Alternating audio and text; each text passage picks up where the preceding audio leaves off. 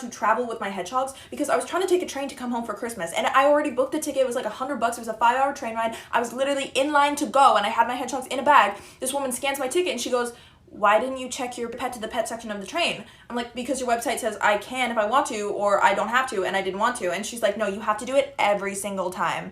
I'm like, okay, Captain, like, what do I go do? And she's like, go to the ticket counter and pray that there's space on the train for it. I'm like, okay, so I go to the ticket counter, I go to the next woman, and I'm like, hey, I didn't even know that I had to check it to the pet section, like, what do I do? And she's like, you have to do it every single time. I'm like, so I'm gathering, what do I do? And she's like, well, let's weigh it first. So I weigh the bag, and she's like, what is that, a cat? She can't see in the bag. I'm like, no, it's a hedgehog. She looks like I've murdered her family. She's like, you can't have a hedgehog on the train.